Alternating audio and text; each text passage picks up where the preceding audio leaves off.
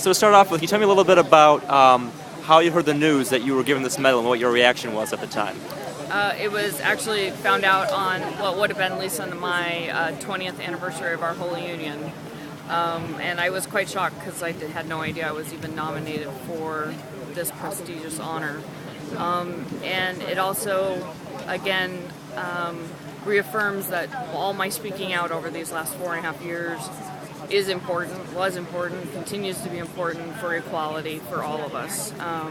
That we're no longer second-class citizens. If I can get the, Presidential Citizen Medal, then we all need to be first-class citizens in this country.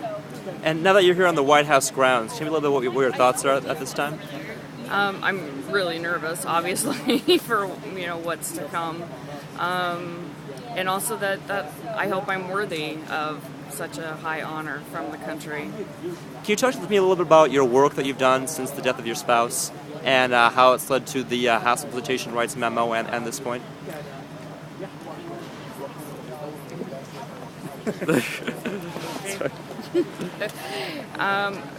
It was about 3 months after Lisa died in '07 that I was asked to speak at our local Pride event in Olympia, Washington, and I connected with GLAD, who helped me figure out how to put the message together.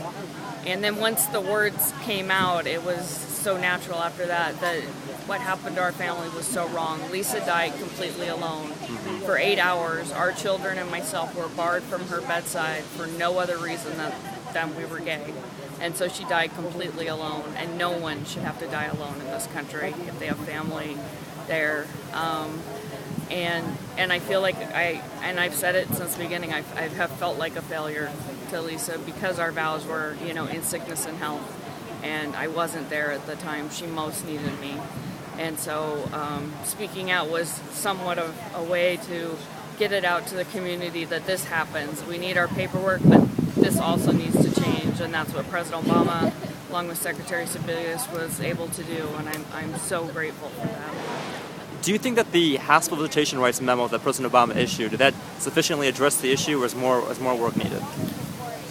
I think it did address the issue of hospital visitation without a doubt, and then the follow-up memo of how to implement it in hospitals that came out this last August absolutely tells hospitals, A, B, C, D, make sure this is in your, Patient's Bill of Rights and et cetera, and make sure your staff are culturally competent on LGBT issues.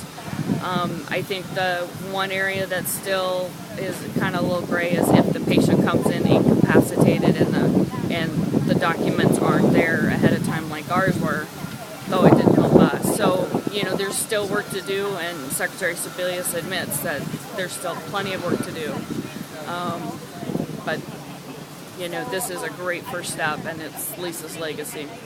Well, is there anything more you'd like to see President Obama do? What's the next thing you'd like to see from President Obama on the issues of LGBT rights? Well, he's got to get rid of DOMA. DOMA has to go, and ENDA needs to come in. I mean, I can't say it any more plainly than that.